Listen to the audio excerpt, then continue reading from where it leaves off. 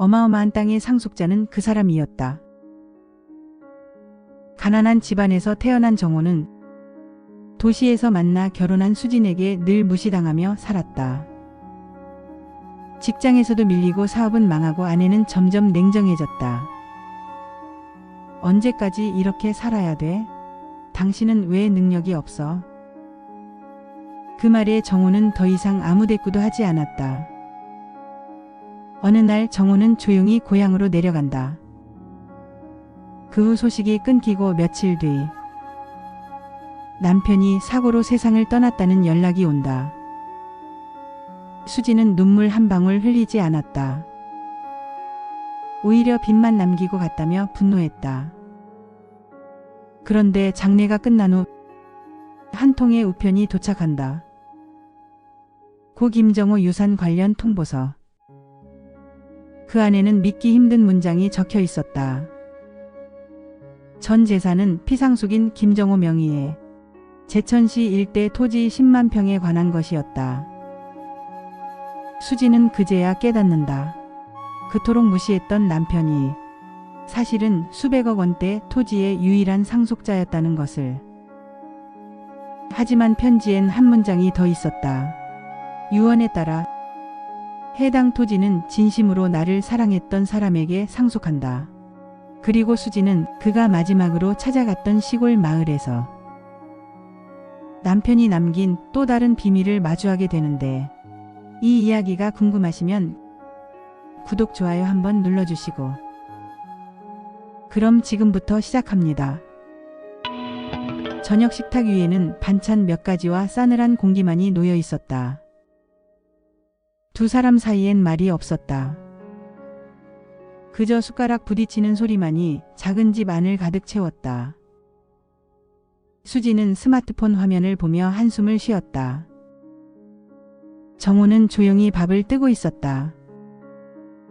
한때 사랑이라 믿었던 시간은 어느새 피로와 실망으로 바뀌어 있었다. 언제까지 이렇게 살아야 돼? 그녀의 눈빛엔 불만과 냉소가 묻어 있었다. 정호는 아무 대꾸도 하지 않았다. 그저 밥그릇을 비우고 조용히 식탁을 떠났다. 그날 밤 그는 서랍을 열어 오래된 가방을 꺼냈다. 그리고 작은 종이에 무언가를 적었다.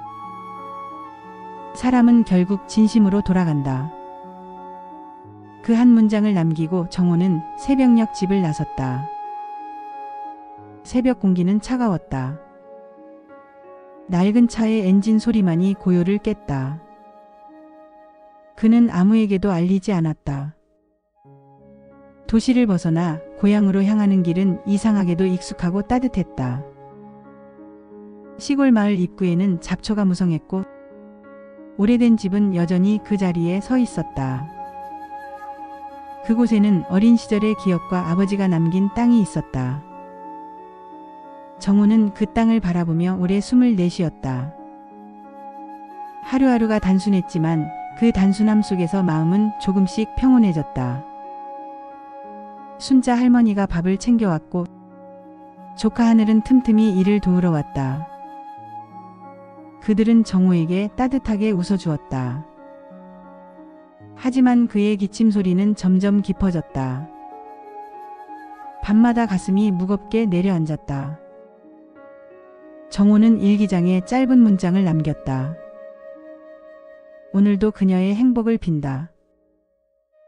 그리고 그 글이 그의 마지막 기록이 되었다. 며칠 후 도시에 전화벨이 울렸다. 낯선 목소리가 들려왔다. 김정호 씨가 사고로 세상을 떠나셨습니다. 수지는 멍하니 전화를 놓았다. 장례식장엔 몇 명의 친척들만 모였다. 검은 옷차림의 수지는 무표정하게 앉아 있었다. 정호의 여동생 선희가 다가와 고개를 숙였다.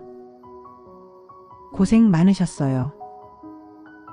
그녀의 말에도 수지는 아무 대답도 하지 않았다. 향 냄새가 진하게 퍼지고 영정 속의 남편은 여전히 부드러운 미소를 짓고 있었다. 그 미소가 오히려 더 불편했다. 장례가 끝나자 수지는 조용히 돌아섰다. 그녀의 마음속에는 아무런 감정도 남지 않았다. 일주일 뒤 낯선 우편물이 도착했다. 보낸 사람은 변호사 최태서. 수지는 대수롭지 않게 봉투를 열었다. 하지만 그 안의 문장을 읽는 순간 손이 멈췄다. 고 김정우 명의 제천시 일대 토지 10만 평 상속 통보. 순간 머릿속이 하얘졌다. 그녀는 남편이 그렇게 큰 재산을 가지고 있었다는 사실을 믿을 수 없었다. 하지만 더 놀라운 건 마지막 한 줄이었다. 해당 토지는 진심으로 그를 사랑한 사람에게 상속된다. 수지는 그 문장을 수없이 되뇌었다. 분노와 혼란, 그리고 어딘가 알 수 없는 허무함이 뒤섞였다. 그녀는 곧장 남편의 고향으로 향하기로 했다. 그 땅이 어떤 곳인지 직접 확인해야 했다. 오랜 흙길을 따라 마을에 들어서자 낯선 바람이 얼굴을 스쳤다. 작은 집 앞에서 순자 할머니가 그녀를 맞았다. 정호의 이름을 들은 할머니는 잠시 침묵하더니 천천히 고개를 끄덕였다. 집 안엔 정호의 손때가 묻은 물건들이 그대로 남아 있었다. 세월의 먼지가 쌓인 그 공간은 이상하게도 따뜻했다. 부엌엔 다 마르지 않은 나물 반찬이 남아 있었다. 수지는 그릇을 바라보다가 알 수 없는 울컥함을 느꼈다. 할머니는 조용히 말했다. 그 사람, 그 땅을 마을 사람들에게 나눠주려 했어요. 자기 혼자 가진 걸 부끄러워했죠. 그녀는 처음으로 남편의 마음을 조금 이해할 수 있었다. 그가 왜 침묵했는지, 왜 떠났는지. 그러나 여전히 유언의 의미는 알 수 없었다. 그날 밤 책상 서랍에서 오래된 노트를 발견했다. 표지가 달아 있었고 구석엔 2018년이라 적혀 있었다. 페이지를 넘기자 그의 손글씨가 빼곡히 적혀 있었다. 그녀는 나를 믿지 않는다. 하지만 나는 여전히 그녀가 웃길 바란다. 돈이 없다고 사랑이 없는 건 아닌데 그 말을 나는 끝내 못했다. 짧은 문장들이 그녀의 마음을 흔들었다. 정호는 원망하지 않았다. 오히려 그녀의 행복을 빌며 하루하루를 기록하고 있었다. 마지막 장에는 이런 글이 있었다. 진심은 시간이 지나도 남는다. 그 순간 수진의 눈에서 눈물이 흘렀다. 처음으로 진심에서 우러난 눈물이었다. 며칠 후 변호사 최태석을 찾아갔다. 그는 유언장을 꺼내 조용히 읽어 내려갔다.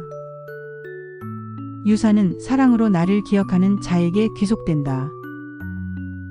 그 문장 아래엔 정호의 또렷한 서명이 있었다. 법적으로는 아내인 수진에게 상속권이 있었지만 그는 아무런 조건도 남기지 않았다. 대신 유언장 말미에는 조카 하늘과 마을 이름이 함께 적혀 있었다. 그 땅의 절반은 마을 공동체에 기부되도록 되어 있었다. 수지는 아무 말도 할 수 없었다.